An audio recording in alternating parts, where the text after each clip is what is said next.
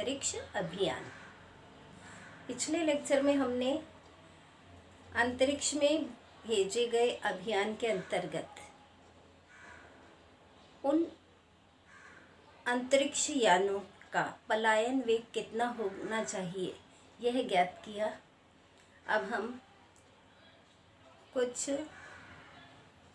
अंतरिक्ष अभियानों की जानकारी प्राप्त करेंगे। तो पहला है इनमें चंद्र अभियान यानी मून मिशन।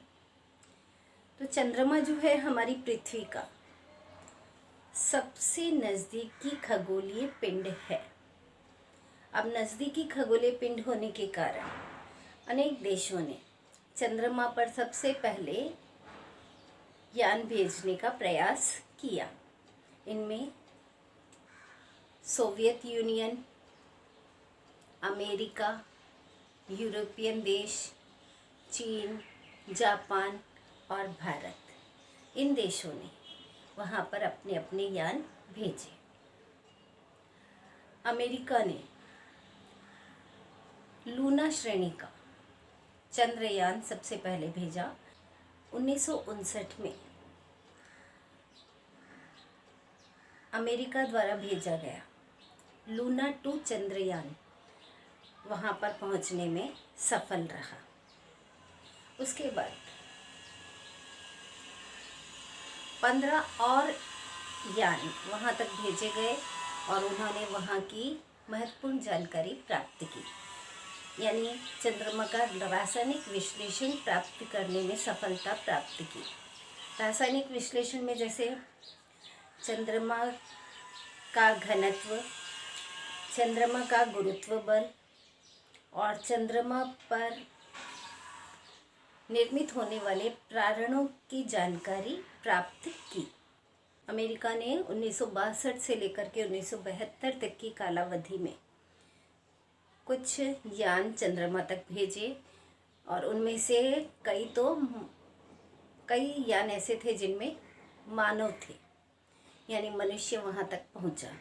और अमेरिका का पहला व्यक्ति जो चंद्रमा पर कदम रखने वाला पहला मानव कहलाया वो थे नील आर्मस्ट्रॉन्ग। उन्होंने 1969 में चंद्रमा पर कदम रखा।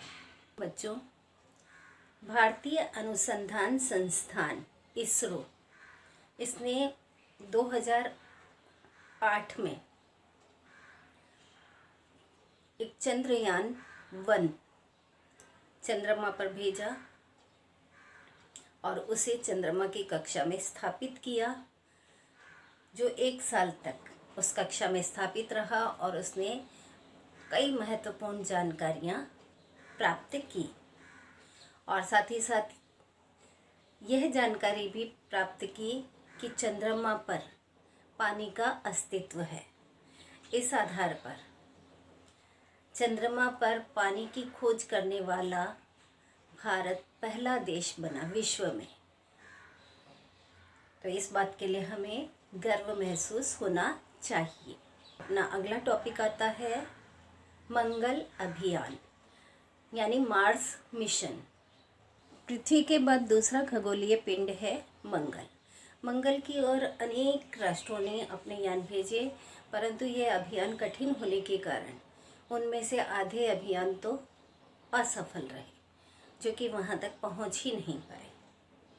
परंतु हमें इस बात का गर्व होना चाहिए कि हमारे भारत देश ने सन 2013 में मंगलयान को बहुत ही कम खर्चे में मंगल की कक्षा में स्थापित किया और वहाँ से अनेक महत्वपूर्ण जानकारी को प्राप्त करने में हमारा भारत देश सफल रहा। मंगलयान नवंबर 2013 में अंतरिक्ष में प्रक्षेपित किया गया और यह सितंबर 2014 में वहाँ मंगल की कक्षा में स्थापित हुआ, सफलतापूर्वक स्थापित हुआ और उसने मंगल के पृष्ठभाग तथा वहाँ की वायुमंडल की महत्वपूर्ण जानकारी प्राप्त की। उसके बाद अगला अभियान आता है बच्चों अन्य ग्रहों के अभियान। बच्चों, अन्य ग्रहों के अभियान में अनेक देशों ने बहुत सारे यान अन्य ग्रहों का अध्ययन करने के लिए भेजे।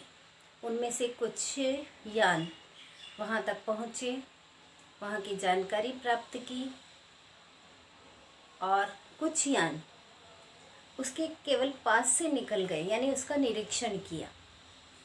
और कुछ यान धूमकेतु और लघु ग्रह उनका अध्ययन करने के लिए भेजे गए। उन्होंने वहाँ से पत्थर और वहाँ के मिट्टी का नमूना लेकर के पृथ्वी तक आए, जिनका प्रयोगशालाओं में निरीक्षण किया गया, जिससे हमारे सौरमंडल की उत्पत्ति और उत्क्रांति की महत्वपूर्ण जानकारियाँ हमें प्राप्त हुई। भारत ने भी प्रक्षेपकों और तंत्र ज्ञान में गौरवशाली प्रगति की है, जिसके कारण उसने स्वयं के प्रक्षेपक निर्मित किए, और ये प्रक्षेपक 250 किलोग्राम वजन तक के यानों को किसी भी ग्रह की कक्षा में सफलतापूर्वक प्रक्षेपित करने में सक्षम है। और ऐसे प्रक्षेपकों में 2 प्रक्षेपकों के नाम आते हैं, जिनमें PSLV और GSLV प्रमुख हैं, जिनके कारण भारत के सामाजिक विकास में बहुत बड़ा योगदान प्राप्त हुआ है। बच्चों, इनसेट और जीसेट उपग्रह श्रृंखला के कारण दूरध्वनि, दूरचित्रवाणी और इंटरनेट सेवा पूरे देश में सर्वत्र आसानी से उपलब्ध हो सकी है, यानी आसानी से सब जगह इनकी उपलब्धता है। इसी तरह से शिक्षा के क्षेत्र में एडुसेट नामक उपग्रह मालिका द्वारा शिक्षा के कार्यक्रम प्रसारित किए जाते हैं।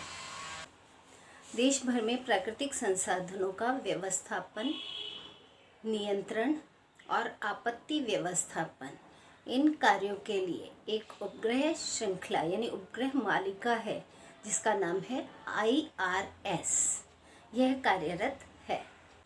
पृथ्वी के किसी भी जगह का भौगोलिक निरीक्षण करने के लिए अचूक अक्षांश और रेखांश मापने के लिए IRNSS यह उपग्रह मालिका कार्य कर रही है। पृथ्वी पर किसी भी जगह का भौगोलिक स्थान अचूक मापने के लिए एक उपग्रह मालिका कार्य कर रही है, और उसका नाम है IRNSS।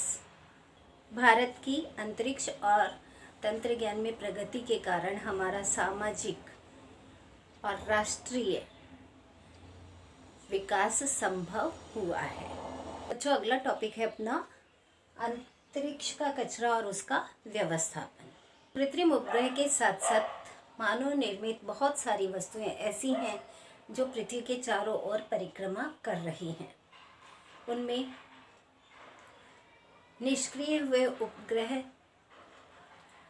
उपग्रहों के खंड जो उनसे अलग हो जाते हैं प्रक्षेपित करते समय, और उपग्रह किसी अन्य उपग्रह या अन्य आकाशीय पिंड से टकराते समय उनके नष्ट हुए भाग और उस समय होने वाले उनके टुकड़े, ये सब भी हमारी पृथ्वी के चारों ओर लगातार परिक्रमा कर रहे हैं, और इनकी लंबाई 1 सेंटीमीटर से लेकर के काफ़ी बड़े पिंड तक हैं।